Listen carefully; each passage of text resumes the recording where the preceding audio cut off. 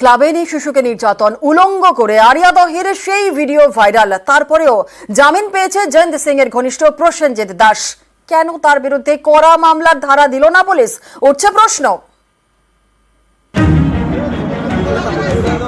ক্লাবে তুলে এনে শিশুর উপর নৃশংস অত্যাচার, উলঙ্গ করে শাস্তি। আরিয়াদহের এই ঘটনায় শোরগোল পড়ে গেছে। শিশু নির্যাতনের অভিযোগে গ্রেপ্তার করা হয় প্রসেনজিৎ দাস ওরফে লালটুকে। আরিয়াদহের ত্রাস জয়ন্ত সিং এর ঘনিষ্ঠ এই লালটু মঙ্গলবার জামিন পেয়েছে। কোনো প্রমাণই নেই এই কেসে, কোনো কমপ্লেন নেই, কোনো ইনজুরি নেই, কোনো কিছু নেই। পুলিশের মাধ্যমে ওই ভিডিও রেকর্ডিং দেখে, ভিডিও দেখে পুলিশ একটা সুমোটো কেস করে। জজ সাহেব কেস ডায়েরি দেখে কোনো ফার্দার রিপোর্ট বা কোনো ফার্দার ইনজুরি কিচ্ছু পাননি। উনি 2000 টাকার বেল কনসিডার করেছেন। অন্তর্বর্তী জামিন দিয়েছে 13-12-তে ফার্দার ডেট হয়েছে। আরিয়াদহের জয়ন্ত সিং এবং তার দলবলের নানা কুকীর্তি সামনে এসেছে। তার মধ্যে অন্যতম এই লালটুর কীর্তি। তালতলা স্পোর্টিং ক্লাবে তুলে এনে শিশুকে উলঙ্গ করে শাস্তি দেওয়া হয়। এই নৃশংস অত্যাচার করেও গ্রেপ্তারের কয়েকদিনের মাথায় জামিন অভিযুক্তের। লালটুর বিরুদ্ধে জোর করে আটকে রাখা, গুরুতর আহত করা, অনিচ্ছাকৃত হত্যার চেষ্টার অভিযোগে মামলা রুজু হয়েছে। প্রশ্ন উঠছে, তার বিরুদ্ধে কেন পক্সো আইনে মামলা হলো না? তো ভিডিওটা দেখার পরে পুলিশ যদি এই কেস করেন তাহলে অবশ্যই সেই পুলিশের সেই ভিডিওর মধ্যে নিশ্চয়ই নির্যাতন হচ্ছে, সেরকম শারীরিক নির্যাতন হচ্ছে এবং তাকে সেক্সুয়াল অ্যাসল্ট করা হচ্ছে, তাহলে definitely it has to be, মানে এখানে পক্সো আইন অবশ্যম্ভাবী। তো আমার কাছে এটা পুলিশের ভূমিকা, যেখানে পক্সো আইন কেন হলো না সেটা আমার কাছে অবাক। ভাইরাল ভিডিওতে দেখা শিশুর খোঁজ পায়নি পুলিশ, কিন্তু অভিযুক্ত লালটু জামিন পেয়ে গেল।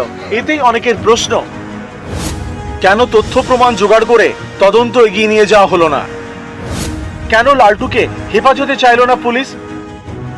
আদৌ এই বাচ্চাটিকে খুঁজে পাওয়া গেল না কেন? 2 নম্বর কথা, কতটা সহায়তা পাওয়া গেছে অ্যাকিউজের তরফ থেকে এই বাচ্চাটিকে খুঁজে পাওয়ার বিষয়ে? 3 নম্বর হচ্ছে, যদি না খুঁজে পাওয়া যায়, ধরুন খুঁজে পাওয়া গেলই না, তাহলে কি পুলিশ হাতে হাত দিয়ে বসে থাকবেন? কারণ কর্পাস ডেলিক্টি বলে একটা কনসেপ্ট আছে, যে কনসেপ্টে বলা আছে যে যদি কারোকে খুঁজে না পাওয়া যায় তাহলে কিন্তু এই কেসটাই একটা মার্ডার কেসে উত্তীর্ণ হবে। গ্রেপ্তারের কয়েকদিনের পরই জামিন পেয়েছে জয়ন্ত ঘনিষ্ঠ লালটু। গত বছর খুনের চেষ্টার মামলায় গ্রেপ্তারের পর জামিন পেয়েছিল আরিয়াদহের ত্রাস জয়ন্ত সিং। এর আগে যখন ও বুম্বাকে মেরেছিল তখন তো ও গ্রেপ্তার হয়েছিল। আমি তো বারবার বলছি যে পুলিশ যথেষ্ট কড়া ধারা ওর বিরুদ্ধে দেয়নি, সেই জন্য ছাড়া পেয়েছে। পুলিশকে বলেছে যে কঠোরতম শাস্তি, সবচেয়ে কঠিন ধারা ওর বিরুদ্ধে দেওয়া উচিত। আরিয়াদহের মা ছেলেকে মারধরের ঘটনায় জয়ন্ত সিং এবং তার কয়েকজন সাঙ্গপাঙ্গকে গ্রেপ্তার করে পুলিশ। মঙ্গলবার তাদের আদালতে তোলা হয়। এদের মধ্যে জয়ন্ত সিং এবং সৈকত মান্নাকে 8 দিনের পুলিশি হেফাজতের নির্দেশ দিয়েছে ব্যারাকপুর আদালত। বাকিদের 14 দিনের জেল হেফাজতের নির্দেশ আদালতের।